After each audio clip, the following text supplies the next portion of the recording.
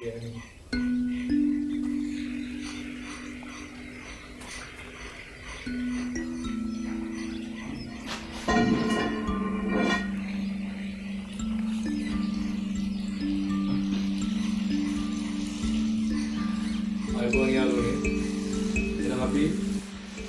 කපාගෙන ආවා ගැට පැත්ත දෙක කරලා දැන් අපි හදන්නේ ඊළඟ පාරේ කරන්නේ. එහෙනම් පුරුදු ඌරලා අලලා මේ අවසාන නිෂ්පාදනයේ හදන හැටි බලමු. ඉස්සෙල්ලා එනවා බලමු පුරුදු ඌරන්නේ කොහොමද.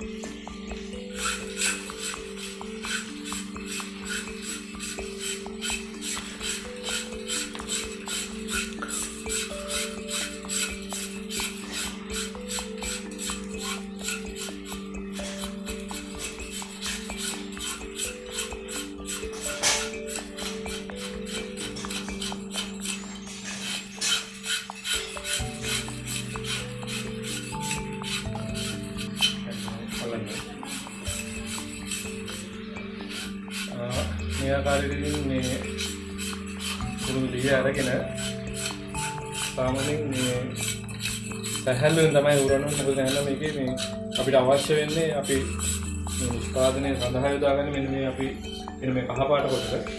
ඉතින් ඒකට හානිය නොවන නැතුව මේක හිමීට අත පද කරන්න නැතුව හිමීට තමයි කරන්න ඕනේ. මේක පද කරලා මේ කරු මේ ආකාරයක පොත්ත හානි වෙලා මේ පොත්ත හානි වෙනවා. ඒකින්ද අපි තාම හිමීට මේක මේ කටයුත්ත සිදු කර ගන්න ඕනේ.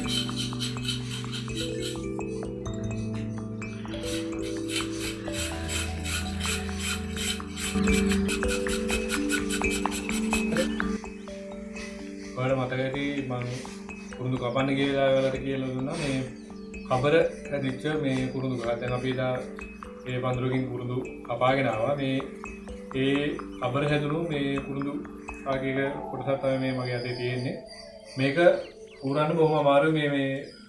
මේක හුරන්නත් අමාරුයි. ඒ වගේම මේකේ පොත්තකුත් ඉතින් ගන්නට පොත්තක් නැහැ. මේක මෙන්න මේ ආකාරයෙන් තමයි හුරන්න වෙන්නේ. මේ හුරනකොට මේක සෑහෙන ප්‍රමාණයක් අපත යනවා. මේක ප්‍රයෝජනයක් ගන්න අපහසුයි. ඉතින් මේක කුරුඳු ගහලා ඇතිවෙන රෝගයක්. මේකදී අපි එක දේවල් කරලා බැලුවා. මේක අනෙක් ශාක වලට ව්‍යාප්ත වීම දක්නට ලැබෙනවා. ඉතින් අපි මේකට ප්‍රතිකාරයක් හෙව්වා. හොයාගන්න අපහසු වුණා. මේ ගැන කවුරු හරි දන්න කෙනෙක් ඉන්නවා අපිට කමෙන්ට් එකක් දාගෙන යන්න මේ සම්බන්ධව. මේ රෝගය සම්බන්ධව මේකට ප්‍රතිකාරයක් කියනවා. මේ සම්බන්ධව කමෙන්ට් එකක් දාගෙන යන්න. මේක හුරුනකොට මේ විදිහට ගහ විශාල වශයෙන් ඩැමේජ් වෙනවා. මේ ප්‍රයෝජනයක් ගන්න අපහසු තත්ත්වයකටපත් වෙනවා. මේ ආකාරයට සියල්ලම විනාශ වෙලා යනවා. මේ පොත්ත ඒ කබර හැදිච්ච ගහක් මේව උර්ලා වදන්නකොට මේ වගේ විශාල වශයෙන් ප්‍රයෝජන ගන්න බැරි තත්ත්වයකටපත් වෙනවා.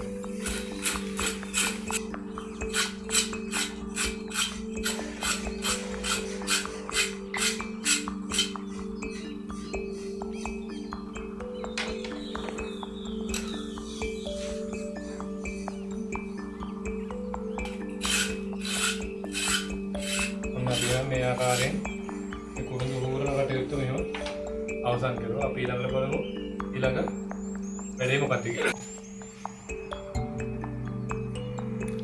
දැන් අපි ඊළඟට කරන්න හදන්නේ තඹගාන කියන එක.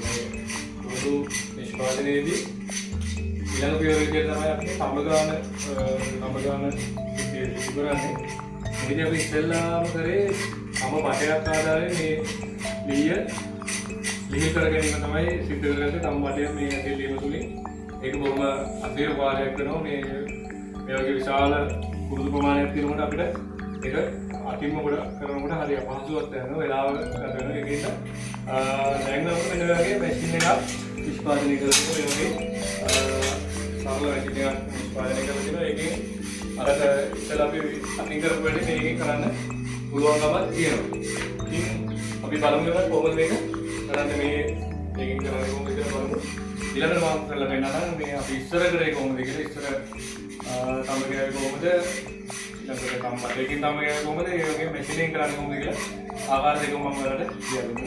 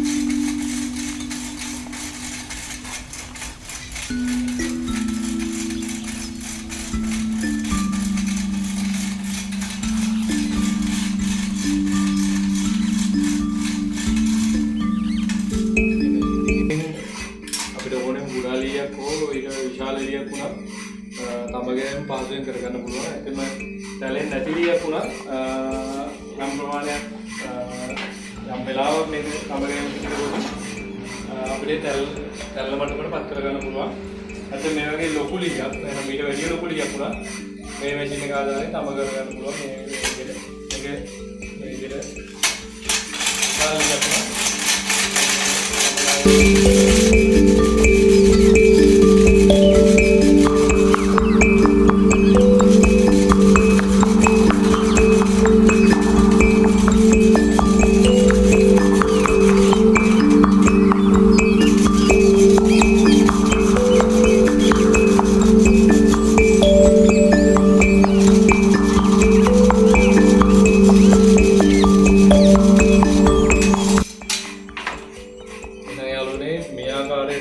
මැෂින් එක භාවිත කරලා තම ගා ගන්න පුළුවන්. අපි එනම් බලමු ඊළඟට තම බටයක් ආදාරයෙන් කොහොමද මේ කාර්යය කරගන්නේ කියලා.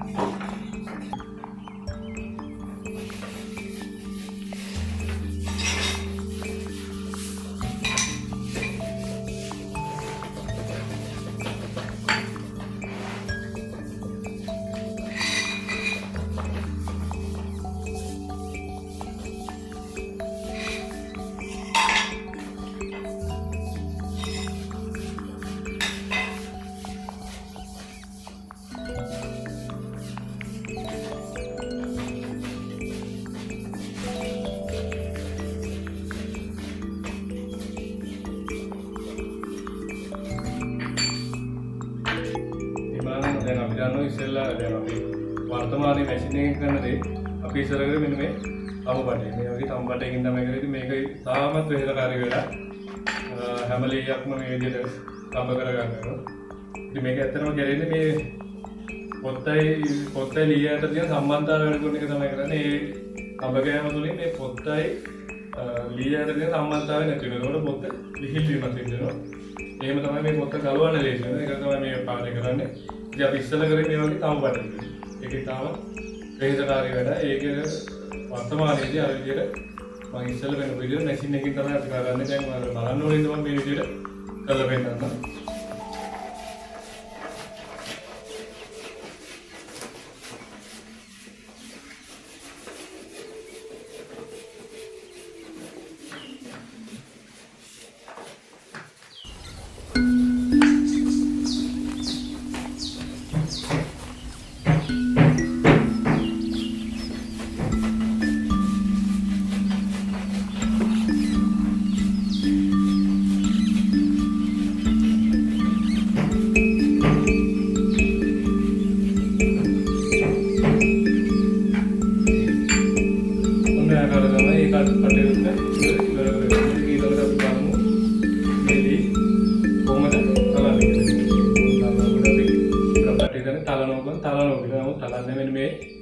ඊයක් ආදාරේ මේ පොතු වෙන් කර ගැනීමක් තමයි සිද්ධ කරන්නේ. ඒක කොහොමද කරන්නේ කියලා අපි බලමු.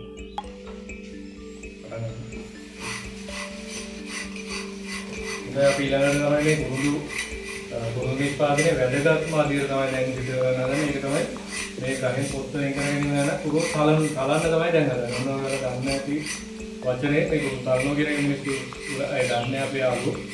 ඉතින් මේ කුරුළු තලන්න තමයි දැන් හදන්නේ. කොහොමද බලන්න කුරුළු තලන්නේ. මේක තමයි මේ කුරුළු නිෂ්පාදනයේ වැදගත්ම කොටස තමයි කුරුළු තලනවා කියන්නේ. බලන්න කුරුළු මොනවද තලන්නේ.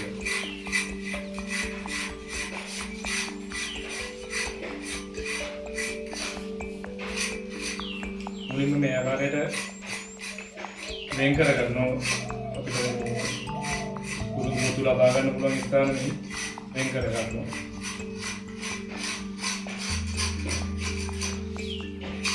අපි කුඩා කුරුළු නිෂ්පාදනය කරන නිසා මේ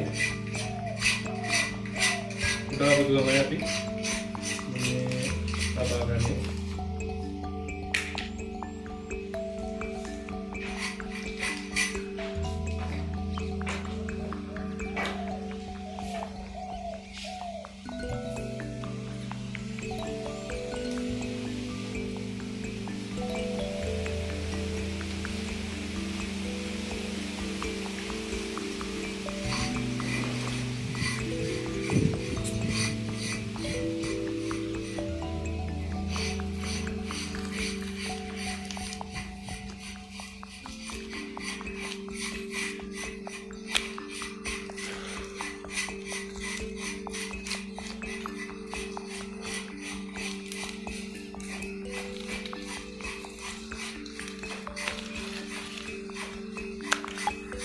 අපි පොතු ලබා ගැනීමේදී මේ ආකාරයෙන් සාමාන්‍යයෙන් ඇසේ මට්ටමට හිතලා මේ විදිහට ඉරි දෙකක් මේව ගහ ගන්නවා.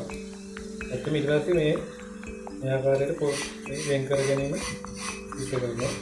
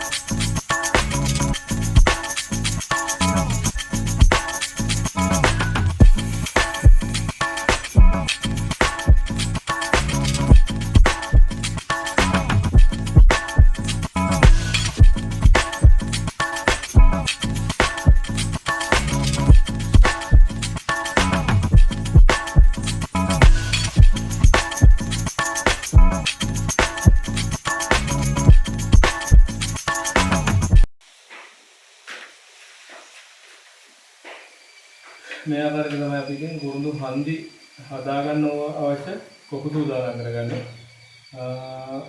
ඊළඟට ඒකට යොදන අට කොටස් මේ විදිහට අපි මේ අවස්ථාවේදී හදා ගන්නවා. මේක තමයි කුරුළු දැලීමේ තියෙන වැදගත්ම කොටස විදිහට අපිට සලකන්න පුළුවන් වෙන්නේ. ගන්නවා.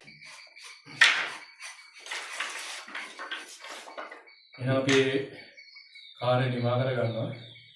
මේ ආකාරයට කුරුළු හන්දි හදන්න අවශ්‍ය වෙන පොතු ටිකයි ඒ අවශ්‍ය කට්ට ටිකයි අපි මේ විදිහට වෙන් කරගත්තා.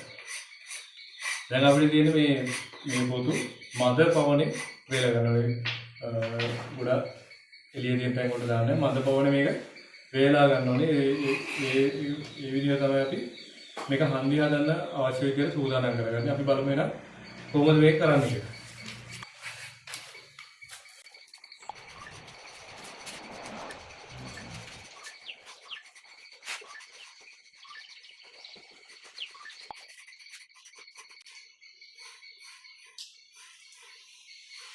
ඉතින් යාළුවනේ මෙන්න මේ ආකාරයෙන් චවා ගන්න ඕනේ.